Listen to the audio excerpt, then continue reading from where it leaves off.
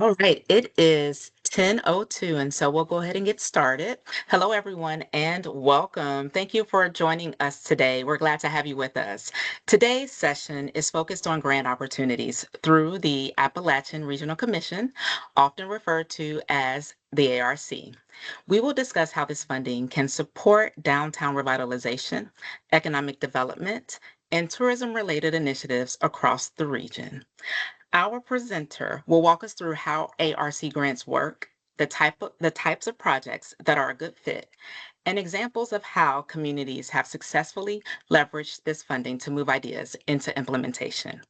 Whether you're just beginning to explore funding options or actively preparing to apply, this session is designed to provide clarity, practical examples, and helpful next steps.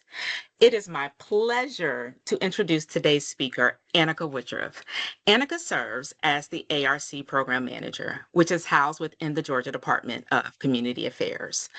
This is where she works closely with communities to support economic development, downtown revitalization, and tourism-focused projects. In her role, she helps communities use ARC funding to strategically strengthen local economies, support small businesses, and enhance public spaces. Annaka, we're so excited to have you with us today. Thank you for sharing your time and your expertise. And with that, I'll turn it over to you. Thanks for being here today. And Ebony and your team, thank you so much for putting this together. I have in my heart a special place for downtowns. I've worked with the department since, oh my gosh, 1998. And I started as the regional representative in Savannah and learned a lot about downtown development there. And after that, worked in the planning office at DCA. So, I've spent a lot of time working with downtowns around the state. And okay, my team says I am sharing my screen. Is that in fact the case? Yes. All right. So I'm going to go ahead and get started. So the Appalachian Regional Commission is a consortium of 13 states and the federal government. We serve 423 counties from New York to Mississippi. There are 37 counties in the Georgia region, and basically we are everything above I-20. Except for Fulton and Cobb, and the very metro Atlanta counties are kind of zeroed out. So I want to quickly start sharing ARC's goals. Number one is building Appalachian businesses, workforce ecosystem, infrastructure, regional culture and tourism, and then building community leaders and capacity. So each year, every 5 years, did it go away? Yeah, I don't know what's going on. It keeps like just popping in and out. All right. So every 5 years, we have to write a new state plan, and every year we have to write an investment plan. So how are we going to use ARC's goals and our goals to invest our money for the following fiscal year? So we each year when we put together this plan, we meet with all of the regional commissions that sit within our footprint and discuss the biggest needs, the biggest challenges, the greatest opportunities, and come up with an investment plan for that year. So we call it the state strategy statement, and it is the number one guiding document for things in our ARC region. Every project that we put forward for funding has to align with our strategy statement for that fiscal year. So starting in 2020, our strategy statement has had downtown development as its number one goal.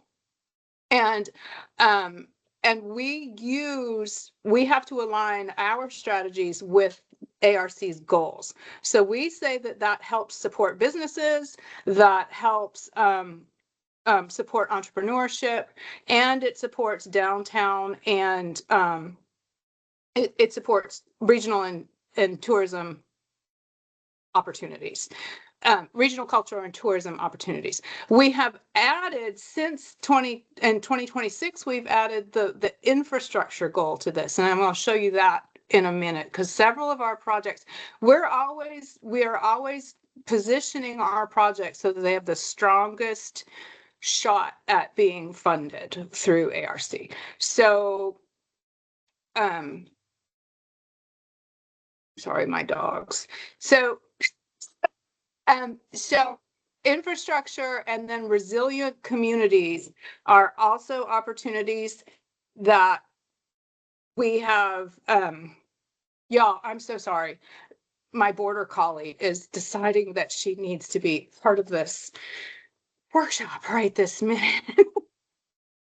She's a smidge distracting, and if I shut the door, she'll bark. So she'll quit in a minute.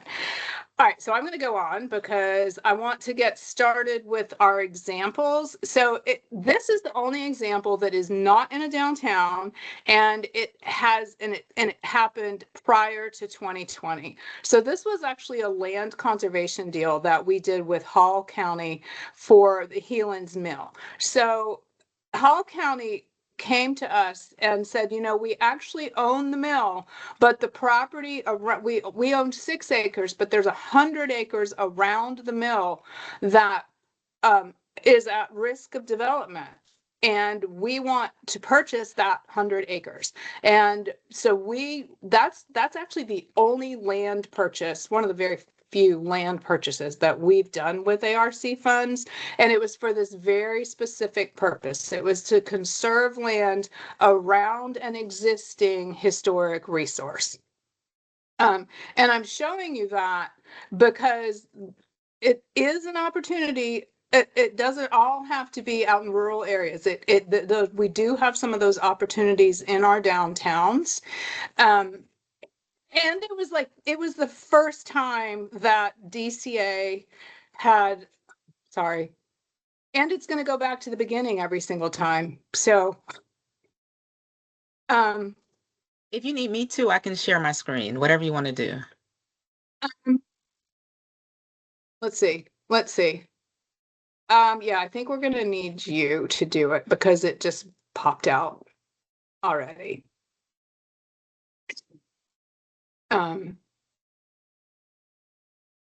Oh, now it's back.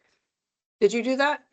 Did. Or But does it if come you, back? just tell me to advance and Okay. Yeah, so go ahead and advance it. So okay. now I've broken our projects down into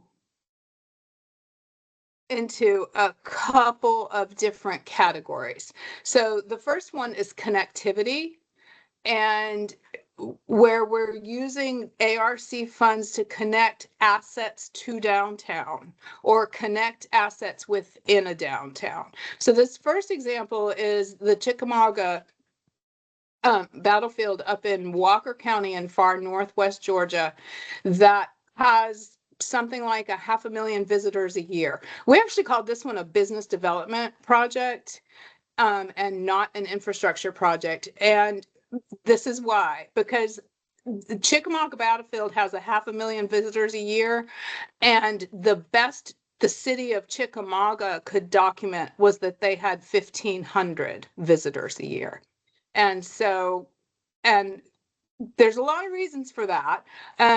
Chickamauga Battlefield is a very popular walking and biking venue in between Chattanooga and northeast Alabama, northwest Georgia. Lots of people use it. No one goes downtown, and it's 1.5 miles away. So we used about $500,000 in ARC funds to connect the two, to connect downtown Chickamauga to the battlefield. One of the reasons it was so expensive is it has to go under the 27 there. And, it's actually really cool. It's not completed yet. We started that project. We just did the groundbreaking for that project back in the fall. So it ought to be done in the next 18 months. You can go ahead.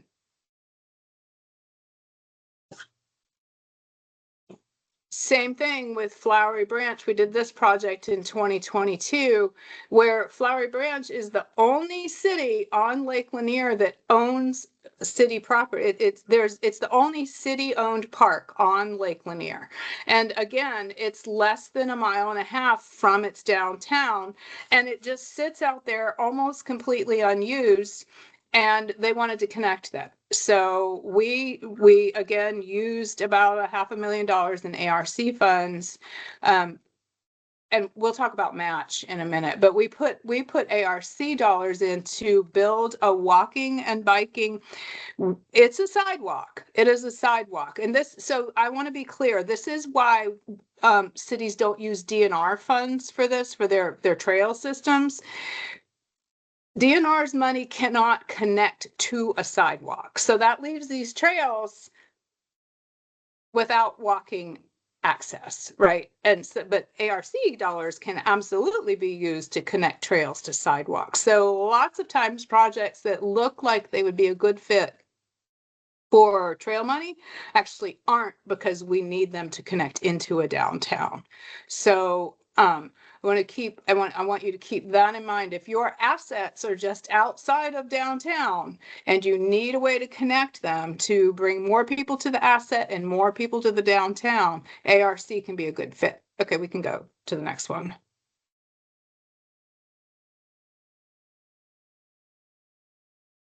So Canton was actually a really great project. Again, they have one bridge over the river for automobiles into downtown, and the bridge, it has no shoulder. It didn't have room for a walking or biking lane, and it was not safe. It's not safe for pedestrians to try to get across that bridge. So all of Canton's multi-use trails were across the river from downtown, and a huge amount of housing is being developed across the river from downtown. And so we funded a pedestrian bridge across the river that's adjacent to the car bridge that connects the trail system to the downtown. Again, we're using existing assets, and we're using ARC dollars to connect things within the town. Yes, please put questions in the chat if you have them. And I'm going through these pretty quickly because I have a lot of them and I want to leave time for questions at the end, so we can go on from there. This next, I categorized as maximizing the assets. So we have several communities along the Silver Comet Trail, along rivers, along other natural assets or close to other natural assets. And so we have used our dollars so here in Cedartown, we used our dollars to build basically a welcome center on the Silver Comet Trail. So it's got restrooms, it's got this project was funded in 2021, right when prices were exploding, so it actually had to scale down quite a bit.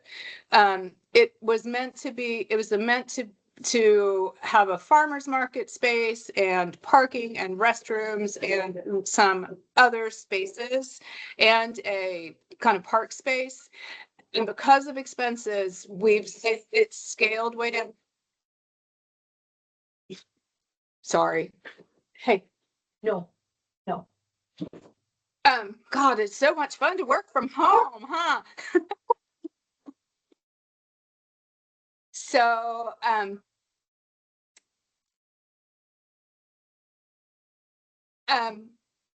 so Langford Corner was a way. So this served a dual purpose. Again, this was a project that we called business development because this Langford Corner is a little bit to the, I know it's east of downtown and so like where the Silver Comet Trail comes through is not the heart of downtown.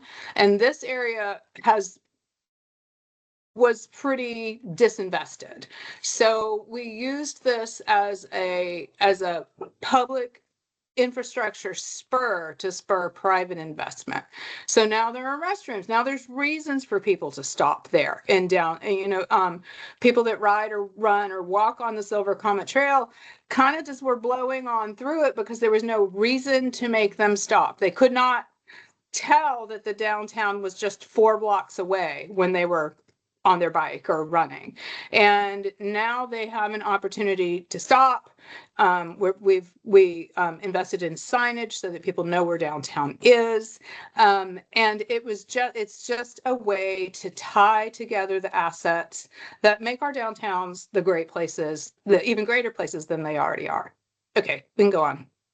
There's a question. If you've received grant funding or funding from DOT for a pedestrian bridge over a state road to connect to a state park, can a city use that as matched dollars? We can talk about that. Maybe.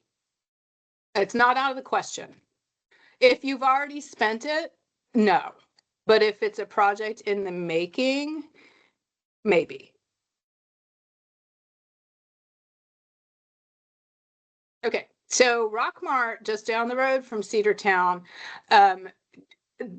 used a corner where the Silver Comet Trail comes right through their downtown, and there was where it comes through though was a big empty lot, and so they're converting that big empty lot into a performance venue. So again, it'll have restaurants, it'll have restrooms, it'll have a performance space, and it'll also have an event center because there was an existing historic home on that property that they are converting as well.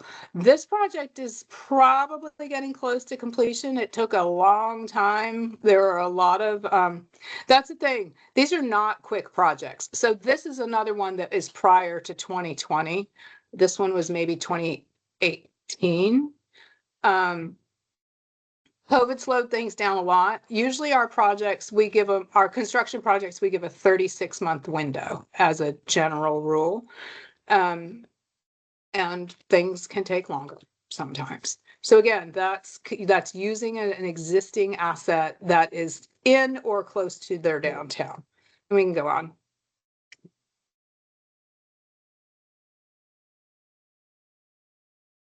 So we also have used ARC dollars to just straight up invest in and create new public spaces. The city of Hartwell was one of the very first ones we did where they had, I don't know how recently you've been to Hartwell, but several years ago, their square was amazing. And then you got 1 or 2 blocks off the square and kind of, wasn't as amazing. And so this Railroad Street Park is about 3 blocks from the public square. And we originally the original application was to put a farmer's market inside that depot. That didn't work, but we did redo and create this existing space. It was just gravel and raw dirt and some old unused railroad tracks and behind some buildings. And we've recreated the space. This project, this picture doesn't really do it justice, but they created a space for people to gather. And so I don't actually think they've ever put the farmers market there, but they use it for a lot of other events in their downtown. One of the hardest things about this project was what to do with the railroad tracks. HPD didn't want them to pull them up. And this was a lot of back and forth. This project took a long time because of the back and forth with historic preservation. And I'm not saying because this project was totally worth it. It just required a lot of back and forth. And it was mostly around how to show that there was an existing rail line there at one point without pulling up the rails or leaving them so exposed that they became a tripping hazard for for people using the space is basically what we had to work through. So it's now, it is now, because it is a couple of blocks from downtown, or not from downtown, but from that great historic square that we all know in Hartwell, that the space in between has begun to redevelop as well in those other blocks, which we have found to be a really successful strategy, is to have acres and then build, and then private investment can come into the middle. So we can I do have the a next slide. Annika, I have Okay. a question. It seems like the last couple of projects that you've discussed have had like particular, they're all unique in their own way with their own unique set of issues, but it seems Mhm. like you do a really good job of holding their hand through the process, because some of these have unique particular issues that have to be addressed. Yes. So part of my role at ARC and DCA is technical assistance. And so we work really closely with our regional commissions. I know Lauren Yoder from Georgia Mountains just popped in saying that Hartwell does use this for festivals now. Um, so I work really closely with regional commission staff and local governments to make sure that each project not only gets funded, but then doesn't fall apart after it gets funded. And this is just a quick aside. When I took over the ARC program in 2015, the 2014 projects had just been approved, and there were 10 of them. And in the fall of I started in January of 2015, and by December of 2015, 9 of those 10 projects had fallen apart and didn't get funded. And there are a lot of reasons that happened, but we've only had like 2 projects in the last 9 years that did not get all the way to construction and completion. So that's been a big focus for DCA, is making sure that, but these are rural communities. I mean, we all know that small means don't have a lot of staff sometimes. And so the regional commissions and DCA and the staff at local governments really do form partnerships to make things happen. So I only have a before picture for Cornelia. Lauren, maybe you can pop in a what's going on now picture. Cornelia was literally using this gravel parking lot for its festivals and concerts and everything else. And again, this is this is in downtown. This is not like a half a mile away. This is not, we didn't have to connect it. We needed to build it. We needed to change this from a dusty gravel parking lot where everybody's bringing their own coolers and lawn chairs. I mean, it's fun, right? We've all done festivals like this. But if we are really talking about how we want people to use downtown, they're not going to come here and hang out if there's not a big event come here, right? And so this picture is actually from their biggest event, which is a music festival or a concert in the spring. And so now this will be a public space with restrooms and grass and sidewalks, and you can get to downtown easily. You can get, it's also going to serve as a trailhead for some trails that lead out through town and into Habersham County and the existing. So this is actually a great multi-purpose space, because it's going to, again, be a trailhead, be an event space, be just a public space, that fourth space, and it's in downtown, and it's not going to be just a gravel parking lot anymore. So we can go on. Hero Park in Jasper is kind of the same thing. The city of Jasper was Again, we did not call this an infrastructure project. We did not call this a tourism project. We called this a business development project. The city of Jasper was using their existing downtown streets for all of their festivals and First Fridays, and they were closing the streets, and it didn't feel like an optimal use of that infrastructure of the streets and sidewalks that were there. And, it was impacting businesses' ability to, attract customers, and you couldn't use any of the parking downtown. And so Para Park was already there, okay? And it is literally a block. It's just, let's see. Trying to look at the angle I'm looking at. It's like you cross one of those streets and you're in downtown, okay? And it was called Para Park. It was already there. But it was just this big hill that went down into a kudzu, completely grown, like you couldn't even really see what yes, the bottom of Main Street. Thank you. So it was just kudzu and trees, and there was one little picnic table there and a little sign that said Para Park. But it wasn't really a usable space. It wasn't particularly adding to the ambiance of downtown. And the city came to us with a plan to make it usable, make it beautiful, make it the place where they are going to be able to, they don't have to close their streets anymore. I got an email yesterday from him and downtown saying that your socks are going to be blown off when you get to see this. So it's almost completed now. We went to the groundbreaking last August or September. It was late summer, and I drove east from Athens all the way to Jasper, and the entire way there I could see a black cloud behind me.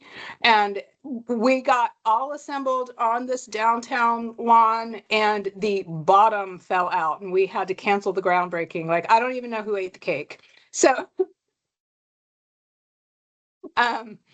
and since then, a lot has happened, and I'm really looking forward to my next trip to Jasper. May and June, yes. All right. Ringgold is actually one of the very first projects we did after 2020. After we rewrote our strategy statement, putting downtown development first, because all of our, not all, but a good number of mayors across the state were coming to DCA saying businesses can't reopen. Our businesses, we can't, nobody wants to come to a restaurant. We need some way to give people an opportunity to be outdoors. And the Benton building, the Benton Collins Supply, which is the picture on the left, had been, so it's loading docks, which are back behind that on the other side of the building. The loading docks had been kind of the place where where the city had been hosting its weekly farmers market. And so the building was closed. They were only using the parking lot and the loading docks for the farmers market. The city was able to acquire the building, and we paid to help them renovate the building, again with restrooms, again with improved parking, improved traffic flow, both for cars and pedestrians, and created an event space back behind. So this is the picture on the right is showing the front of the building. The big event space is off to the side of that. This was just the only picture I could find right off the top of my head. Okay, we can go on. And then theater renovations are near and dear to my heart as well. I have so many examples of them that I had to make myself stop putting them in here. So the Holly Theater in Dahlonega was the first project we did, and that was in 2019. Again, we called this a business development project. not that we were developing the business of the nonprofit of the Holly Theater, but that we were developing the businesses, we were helping the businesses in the downtown.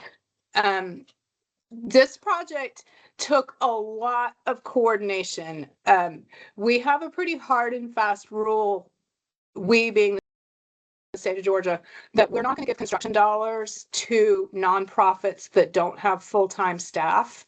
And the nonprofit that manages the Holly Theater has one full-time staff person, not somebody that can manage $1 million budget. And her goal is really like putting on the show. Like when I say theater management, I mean like they put on the shows, right? And so the Downtown Development Authority of Dahlonega was actually the applicant for this project, and then they contracted with the Holly Theater to, you know, I don't have enough time to give you the structure of how we did that agreement, but basically, don't be too daunted by theaters that are run by nonprofits. Now, that was particularly important because the theater can only be owned by a nonprofit or a public entity.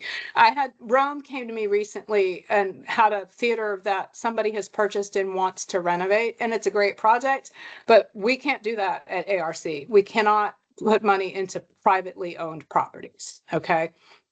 So, DDA was the applicant, and the reason I'm showing you the interior is because they used other federal funds for the exterior and the sidewalk, and we helped with the interior of this project. We helped them build ADA bathrooms. We helped them create ADA seating. They redid the stage. They have, I don't know if it's still on their website, but they have this really great time-lapse video of the reconstruction that's about a 5 or 10 minute video. And it's just really cool to watch how they completely redid the interior. And again, because it was business development, Lauren Yoder and Patrick Larson did so much legwork on this project with the GMRC.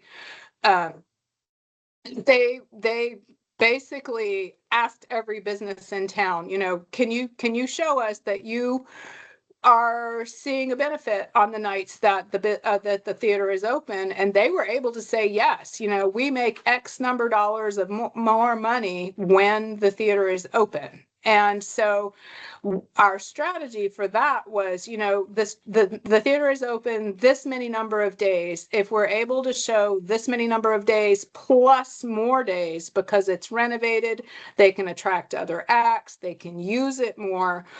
That's going to be the benefit to downtown. They actually had a couple of jobs created because of the theater being in, not the theater, but in businesses downtown. We were actually able to claim job creation for that one. And Lauren has dropped a link to the article about Cornelia's amphitheater in the chat, and we can go on. Toccoa Theater, we've actually done 2 different projects with Toccoa Theater. The first one, we upgraded their sound system, and that was pretty small. That was like back in 2017 or so, where we upgraded their sound system. This one that we did in 2022 is, I don't have a picture, but off to the right side of the theater, that's a vacant lot that you can just kind of barely see. They're expanding the theater out there to build a lobby, ADA restrooms, and a concession area that they did not have. So this one is serving a dual purpose. It's increasing the size of the theater. It's increasing the comfort of the theater. And it's filling in a gap in the downtown. It's taking away a pretty unsightly concrete parking lot. And again, the city of Toccoa worked really hard to show that the theater serves as an anchor for the downtown and that businesses benefit from the theater being open. So this too is a project that kind of got snagged in inflationary times, and they had to back it down a little bit from their original concept, and it's now going forward. Okay, next one. And then to the Tuga Theater in Summerville, Georgia. Summerville's up in the northwest corner of the state. This Tuga Theater is right across the street from the county courthouse and the county offices, and it is the main drag of Little Summerville. The Tuga Theater, even though it's in downtown, this is a project we did with the county because the county was able to purchase. This is the third ARC project we've done with the Tuga Theater. The first one helped them purchase the building itself. Then we helped them with the architectural plans to renovate the theater. And now this third one is doing those structural changes. And again, they had to scale down what they had originally planned. Money just doesn't go as far these days as it used to.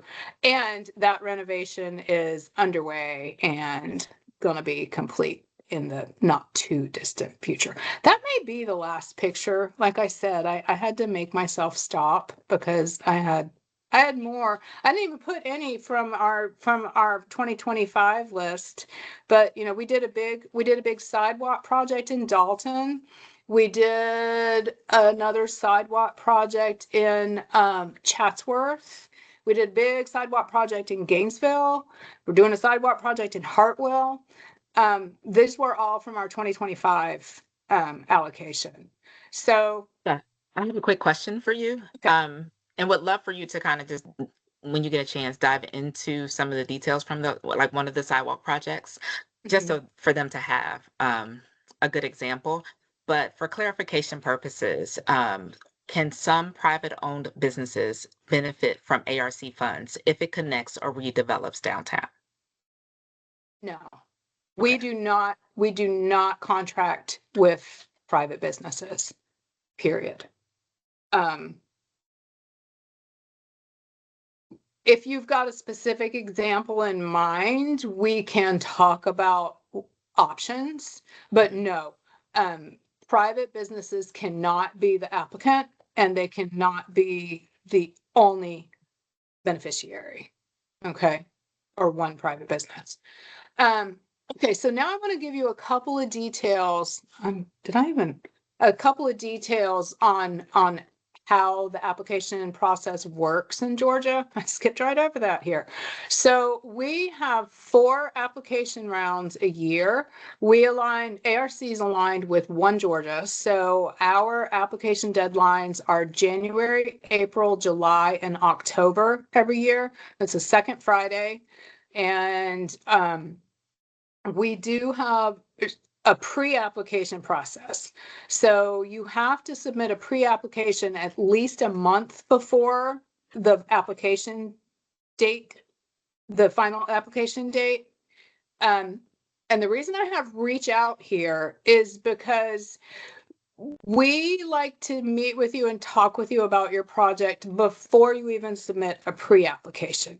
And again, the regional commissions, Region 1, Region 2, Region 4, and Region 5. So that's Northwest Georgia, Georgia Mountains, Three Rivers, and Northeast Georgia Regional Commissions all have staff that can write the applications and the pre-applications for our local governments in our region. So you can reach out directly to me, or you can reach out to those regional commission staff. And Lauren is just Johnny on the spot this morning, and now she's dropped in the Georgia Mountains contacts, I love it. into the chat. And so the pre-application process is pretty easy. You ought to be able to do, as long as the regional commission has all the information, it should not take more than an hour or 2 to complete it, because basically we're asking, how much money do you need? where is your match coming from? And what are you going to do with our money? And then the big thing, which is part of what are you going to do with our money, is what we call the outcomes. Tell us what's going to happen because you do this, because ARC invests in your community. How is it going to be a better place when the ARC money is spent? Okay, so that pre-application gets sent to DCA. And now Corin's joining in. So that pre-application gets sent to DCA. ARC staff review it. And so my partner at DCA is Brittany Pittman. And she mostly does the post-award work and I do the pre-award work. So she's the one that like will meet with the construction projects and basically I'm the person that you're going to deal with before you're funded. And then she on a construction project is the person that you're going to deal with after you're funded. Okay. So the pre-application, we'll review it. I'll send back comments, and our comments are either proceed to a full application, or proceed and be sure to touch on these things. Or sometimes we say you're not ready. You're not quite ready for an application yet. We'll keep working with you, and then. This doesn't happen very often because we've usually met with projects beforehand, but we also can say this doesn't meet the goals of our department or ARC. So there we go, building a fundable application. So it needs to meet the goals, like I said, of ARC and that strategy statement. We at DCA are very invested in helping local governments implement their plans. So it can be part of a comprehensive plan. It can be part of a downtown development plan.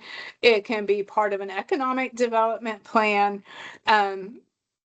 But you have to be able to show us that this is that what you want to do has been thought through and has been recommended in writing as a strategy for your community. Again, the outcomes have to match the project. If you're telling me, so let's see, let me give you an example of an outcome not matching the project. You want to build, you want to build a river walk, but then you say that your outcomes are going to be you're improving your school system. Okay, that one's pretty wacky, but you know, sometimes they are. So we have to work to make sure that if we're going to build a river walk, our outcomes are you're going to have more people on your river. You're going to, you know, more businesses are going to have more people coming in through their doors. And then the budget is probably the most important part of your document, where you've got to show all of your match, and then you have to show how it's going to be spent. And then the justification should show a timeline of expenses. And yes, the question about do we have a rubric? Yes, all of this is in our application. The budget documents are in the application. The timelines are in the application. It's just a matter of filling them in. And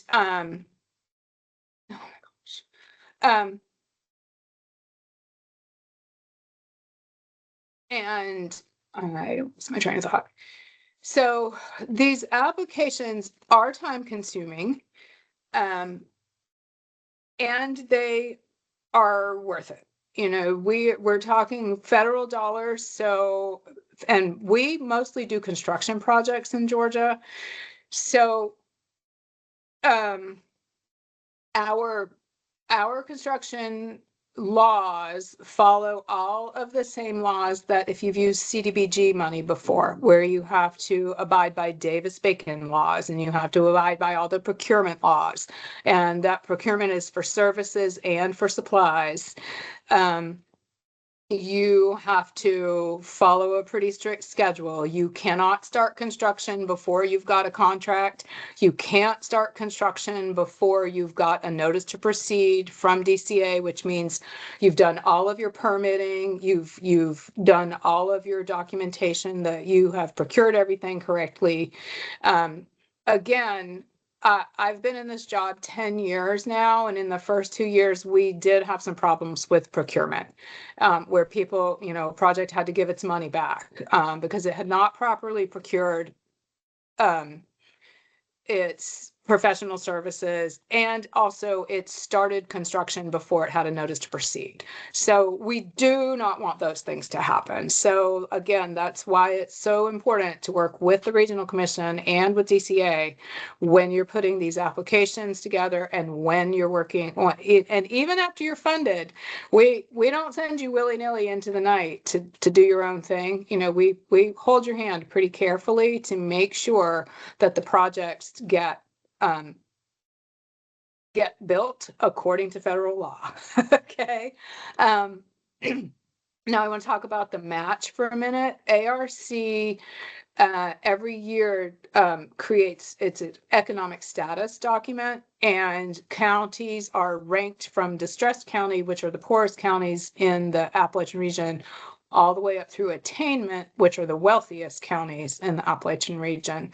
We are in Georgia, we have 2 attainment counties, and the only other state that has 2 is Alabama, which means that they're no longer eligible for funds through ARC because they've reached that economic parity with the rest of the nation.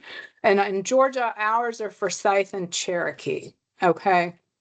So like the year Canton did its project, it came in under the wire. Like it submitted its application for 2023 funding, and then in 2024 it became ineligible for funding anymore. So that one, we worked really hard to make sure that that project could get funded. So most of our counties in Georgia are what we call not competitive. Sorry, y'all. Can't think of the word, but they require a 50% match. So our cap on projects in Georgia is $1 million. Thank you, transitional. I knew Lauren would pop in with it. So most of our counties in Georgia are transitional, and that means that they have to put up 50% of the funds. They have to match our funds 50%. So if you've got a $2 million project, ARC can put $1 million in. There are lots of ways. The question about the match, can you use DOT as a match? Yes, you can, depending upon where you are in the process with those DOT funds. Okay. If they're already spent, no. So ARC is what ARC was actually created to match with other federal dollars. So we have a cap. You can't have more than 85% of your money be federal. Lots of other agencies, well, anybody that can match with ARC uses that 85% cap. Okay, so if you have other federal dollars, and I know some communities have used ag money, some people have used EDA money, some people have used forestry money sometimes. There's a variety of federal agencies that provide funding that we can match with. So you would need to find a way to put in 15% of your own money. Again, we have the ability to be creative with what is considered match. Say you want to build an amphitheater. If you already own the property, then you can use the value of the property as the match. The caveat there is if you need $2 million to redevelop that property, it doesn't help that you're claiming $1 million in the value of the property, because you still need that cash, right? So you got to be careful with how you build that, but it's not impossible. You got to figure out how much money you actually need to get the project done. I feel like I've skipped around a bit, but I think I've hit most of the big highlights. If you've got questions, I'd be happy to answer them now. There's one more question. It says, can you speak to some of the examples of infrastructure projects? I know the goal is new, so there may not be existing examples, but what are some visions for the infrastructure category? So infrastructure has always been ARC and DCA's bread and butter. In fact, when I first took the job, the regional commission director at Northwest Georgia, who's not the current director, introduced me as the infrastructure lady. Okay. So for years and years and years, we used our money, the majority of our money, I would say at least 90% of each annual allocation we used for water, sewer, or road projects. Okay. We've expanded that to include sidewalks. So when we did, so this past fiscal year, we called Dalton, the city of Dalton, the city of Gainesville, the city of Chatsworth, and the city of Hartwell are all considered infrastructure projects. And they're all sidewalk projects. So that means that they're using goal number 3, infrastructure. And so those outcomes have to match the infrastructure. Like if you're putting money into infrastructure, what are you getting out of it? So like, which is pretty easy when you're doing water and sewer, right? You're going to have X number of gallons. You're going to provide service to Y number of businesses. And it's really not any more difficult with sidewalks than it is with infrastructure, especially because all of these are connecting things to. So in Dalton, we're doing like 1.5 miles of sidewalk, and it's connecting. It's going through. It's like an outlying neighborhood in downtown Dalton, all the way, or in Dalton city limits, all the way into downtown Dalton, along a pretty busy road that has a lot of existing businesses on it. So we do use the public health and safety card, that we're building sidewalks, which are going to make it much safer for the citizens of Dalton. And we're also using, now all of these citizens are going to have the opportunity to walk. Sometimes it's places less than 0.5 mile away. We'll be able to walk to these businesses that they currently can't get to because it's not safe. It's not safe to walk and they don't have a car. This is actually a fact that we used a lot. We don't use it as much anymore because now people kind of understand the benefit of sidewalks. But Georgia has nearly 11 million people in it, and 1/3 of those people don't have a driver's license. So that's, more than 3 million, almost 4 million people without a driver's license in a very car-oriented state. And so we've used the argument before that you can't participate in the economy if you can't get, how do you get to work? How do you get to school? How do you go shopping when you don't have a car? And your community is not built for you to walk in, and we don't have public transportation. So that has actually been a really successful argument for us to make. And did you have specific questions about infrastructure? Is there something you wanted to? There's another potential infrastructure question. Are lighting improvements in the downtown something that can be considered? Probably not on their own. Mm-hmm. And we can't touch anything that Georgia Power if the city is the utility provider, sometimes we can, but we can't touch anything that Georgia Power owns. Okay. So maybe. Like 99% of my answers are maybe. Let's talk about it. Those are all of the questions that we have listed. So thank you, Annaka. I'm going to go back to that slide that has your information in the event that people want to reach out, definitely contact Annaka if you have any questions about this. As y'all can see, Annaka is amazing. I've known Annaka for most, if not all, of my professional life. So please reach out to her. She is amazing and very helpful. At Thank y'all this for time, being here today. absolutely. At this time, I just want to thank you all for attending, and please feel free to reach out to any of us that are on the call that have already offered our assistance, whether it's Annaka, whether it's the Office of Downtown Development, or our regional reps, or even those who work for our regional commissions. We are here to serve you. Thank you all so very much, and have an amazing day. Thank you. Bye. Bye.